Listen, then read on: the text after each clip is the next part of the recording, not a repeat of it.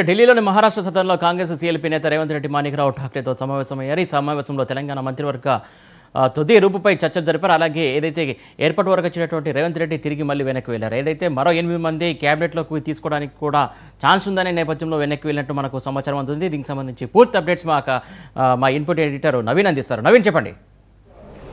మొదటగా ఢిల్లీ నుంచి హైదరాబాద్ వచ్చేందుకు రేవంత్ రెడ్డి కూడా బయలుదేరడం జరిగింది. దాని తర్వాత అధిష్టానం వెంటనే ఫోన్ చేసి పిలిపించి వెంటనే ఢిల్లీ అధిష్టానం పిలిచినటువంటి నేపథ్యంలో రేవంత్ రెడ్డి తిరిగి మళ్ళీ ఏఐసీసీ కార్యాలయం కూడా వెళ్ళినటువంటి పరిస్థితి నెలకొంది. అక్కడి నుంచి నేరుగా మహారాష్ట్ర సదన్ కూడా వెళ్ళడం జరిగింది. మహారాష్ట్ర సదన్లో అక్కడ ఉన్నటువంటి ముఖ్య నేతలతోటి రేవంత్ రెడ్డి భేటీ అయి మాట్లాడడం జరిగింది. ముఖ్యంగా మహారాష్ట్ర చెందినటువంటి ముఖ్యమంత్రిని కూడా రేపు ఈ కార్యక్రమంలో పాల్గొనాలని చెప్పేసి కూడా వారు కోరినట్టు కూడా మనకి సమాచారం కూడా ఉంటుంది. అనంతరం మళ్ళీ ఏఐసీసీ కార్యాలయానికి రేవంత్ రెడ్డి వెళ్ళేటువంటి అవకాశం కనిపిస్తున్నాయి. అక్కడ మంత్రివర్గ కూర్పు సంబంధించినటువంటి అంశాలపై కూడా చర్చిస్తారు.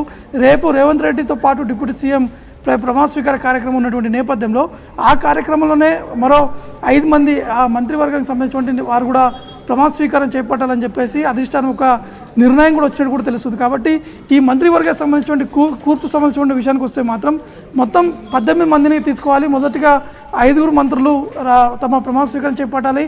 9వ తారీఖున ఆశీర్వాద సభ ఏదైతే ఉందో పెద్ద ఎత్తున సభ నిర్వహిస్తున్నారు అదే ఎల్బీ స్టేడియంలో. అక్కడ మిగతా మంత్రులు కూడా ఈ యొక్క ప్రమాణ స్వీకార కార్యక్రమం కూడా చేపట్టాలని చెప్పేసి కూడా అధిష్టానం ఈ యొక్క నిర్ణయం కూడా వచ్చిన కూడా తెలుస్తుంది. కొద్దిసేపటి క్రితమే రేవంత్ రెడ్డి రాష్ట్ర ప్రజలకు కూడా ఒక బహిరంగ లేఖ కూడా రావడం జరిగింది.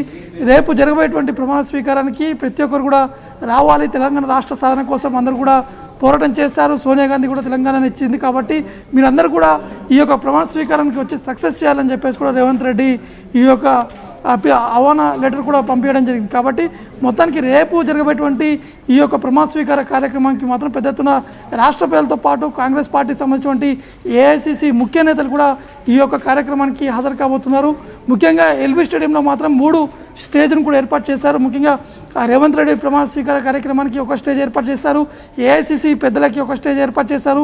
జిల్లాకు సంబంధించినటువంటి డీసీసీలతో పాటు డీసీసీ అధ్యక్షులతో పాటు ఇంకా ముఖ్య నేతల కోసం మరొక స్టేజ్ కూడా ఏర్పాటు చేసినట్టు కూడా మనకి తెలుస్తుంది. కాబట్టి మిగతా వచ్చేటువంటి కార్యకర్తలు కావచ్చు, కాంగ్రెస్ పార్టీకి సంబంధించినటువంటి చాలామంది సీనియర్ నేతలు కూడా వస్తున్నారు. కాబట్టి వారికి సంబంధించినటువంటి ఏర్పాట్లు కూడా అన్నీ పూర్తి చేస్తున్నట్టు కూడా మనకి సమాచారం అందుతుంది. దాంతోపాటు ఇటు రాష్ట్ర డీజీపీతో పాటు సిఎస్తో పాటు ఇటు హైదరాబాద్ సిబి కూడా వెంటనే అక్కడ ఉండి అక్కడ ఉన్నటువంటి పనులు కూడా పర్యవేక్షిస్తున్నారు. ఎక్కడ ట్రాఫిక్కి అంతరాయం కలగకుండా ఆ ఏర్పాట్లు కూడా చేపట్టడం జరుగుతుంది. దాంతోపాటు ఎక్కడ కూడా ఎటువంటి సమస్య లేకుండా ఆ పోలీస్ కూడా పెద్ద ఎత్తున బందోబస్తు కూడా ఏర్పాటు చేయడం జరిగింది. ఎల్బీ స్టేడియం చుట్టుపక్కల ఉన్నటువంటి ప్రాంతాలు ఏవైతున్నాయో అక్కడ ట్రాఫిక్ డైవర్షన్ కూడా చేపడుతున్నామని చెప్పేసి ట్రాఫిక్ డీసీపీ కూడా చెప్పడం జరిగింది. కాబట్టి మొత్తానికి రేపు జరగబోయేటువంటి ఈ యొక్క ప్రమాణ స్వీకారానికి మాత్రం పెద్ద ఎత్తున కాంగ్రెస్ పార్టీకి సంబంధించిన కార్యకర్తలు, రాష్ట్రంలో ఉన్నటువంటి ప్రజలు కూడా పెద్ద ఎత్తున ఈ యొక్క కార్యక్రమాన్ని సక్సెస్ చేసేందుకు కూడా వారు వస్తున్నారు. కాబట్టి వారికి ఎటువంటి ఇబ్బంది లేకుండా మాత్రం అన్ని ఏర్పాట్లు చేయాలని చెప్పేసి ఒకవైపు రేవంత్ రెడ్డి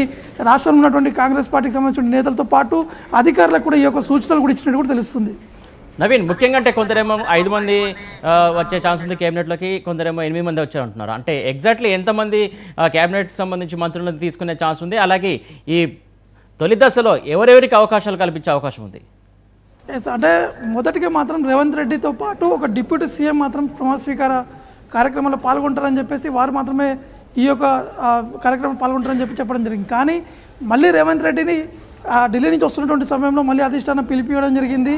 మొదటిగా 5 అని చెప్పారు, దాని తర్వాత 9 మంది అని చెప్తున్నారు. కానీ ఎగ్జాక్ట్గా మరి కాసేపట్లో క్లారిటీ వచ్చేటువంటి అవకాశం కనిపిస్తున్నాయి. ఎందుకంటే రేవంత్ రెడ్డి మహారాష్ట్ర సదన్కి వెళ్ళారు. అక్కడ ఠాక్రేతోటి మాట్లాడడం జరిగింది. దాంతోపాటు నేరుగా ఏఐసీసీ కార్యాలయానికి మరి కాసేపట్లో రేవంత్ రెడ్డి బయలుదేరేటువంటి అవకాశం కనిపిస్తున్నాయి. అక్కడ ఉన్నటువంటి ముఖ్య నేతలు ఖర్గేతో పాటు, ఉత్తమ్తో పాటు బట్టి వీరి మధు యాష్కి కూడా అక్కడనే ఉన్నారు. కాబట్టి అక్కడ ఉన్నటువంటి నేతలతో కూడా వీరు మళ్ళీ మాట్లాడిన తర్వాతనే ఈరోజు మరి కాసేపట్లోనే ఈ మంత్రివర్గ కూర్పు సంబంధించినటువంటి మొదటి లిస్టు కూడా విడుదల చేసేటువంటి అవకాశాలు ఉన్నట్టు కూడా మనకు సమాచారం ఉంటుంది. నవీన్, ఏదైతే రేవంత్ రెడ్డి బహిరంగ లేఖ రాశారని చెప్తున్నారో, రేపటికి సంబంధించి ప్రమాణ స్వీకారాన్ని ఆహ్వానికి సంబంధించి అందరూ రావాలని చెప్తున్నారు. ఆ బహిరంగంగా లేఖకే పరిమితం అయితే ఛాన్స్ ఉందా? ప్రతిపక్షాలకు ప్రత్యేకంగా ఆహ్వాన లేఖలు అందించే అవకాశం ఉందా లేదా? అంటే ప్రతి ఒక్కరు కూడా ఈ యొక్క ప్రమాణ స్వీకార కార్యక్రమానికి రావాలని చెప్పేసి అందరికి కూడా ఇన్విటేషన్ కూడా ఇవ్వడం జరిగింది. అంటే అధికార పార్టీలో ఉన్నటువంటి నేతలే కాకుండా ఇతర రాష్ట్రాలకు చెందినటువంటి ముఖ్యమంత్రులతో పాటు, మాజీ ముఖ్యమంత్రులతో పాటు అక్కడ ఉన్నటువంటి సీనియర్ నేతల్ని కూడా ఈ యొక్క కార్యక్రమానికి రావాలని చెప్పేసి పిలుపును కూడా ఇవ్వడం జరిగింది.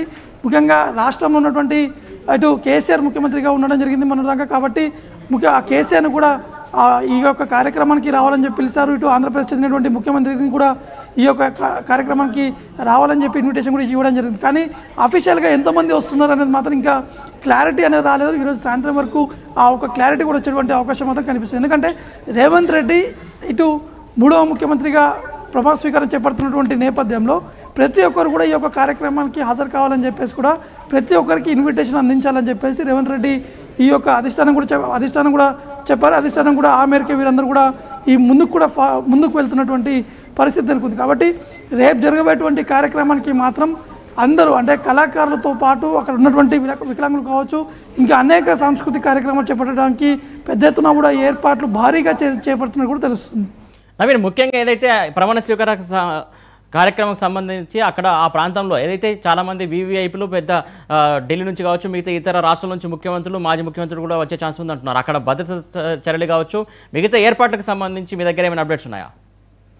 భద్రత సంబంధించిన విషయానికి వస్తే మాత్రం భద్రత భారీగా ఏర్పాటు చేస్తున్నారు. ఎందుకంటే ఎల్బీ స్టేడియం చుట్టుపక్కల ఉన్నటువంటి ప్రాంతాలను కూడా పోలీసులు అధీనంలో ఉండడం జరిగింది. కాబట్టి ఎందుకంటే ముఖ్యమంత్రి ప్రమాణ స్వీకారంతో పాటు ఈ కార్యక్రమానికి సోనియా గాంధీ వస్తున్నారు, రాహుల్ గాంధీ వస్తున్నారు, ప్రియాంక గాంధీ కూడా ఈ కార్యక్రమంలో పాల్గొంటున్నారు, మల్లికార్జున ఖర్గే పాల్గొంటున్నారు, ఇతర రాష్ట్రాలకు చెందినటువంటి ముఖ్యమంత్రులు కూడా ఈ యొక్క కార్యక్రమంలో పాల్గొంటున్నారు. కాబట్టి ఈ యొక్క కార్యక్రమానికి ఎక్కడ కూడా ఎటువంటి అవాంఛనీయ సంఘటనలు జరగకుండా మాత్రం కట్టుదిట్టమైనటువంటి భద్రత కూడా ఏర్పాటు చేస్తామని చెప్పేసి హైదరాబాద్ సిపి కూడా చెప్పడం జరిగింది. అంటే 3 అంచెల భద్రత కూడా ఏర్పాటు చేస్తున్నారు. వీఐపీల కోసం ఒక మార్గం కూడా లోపలికి వెళ్ళడానికి ఒక రూట్ ఇవ్వడం జరిగింది.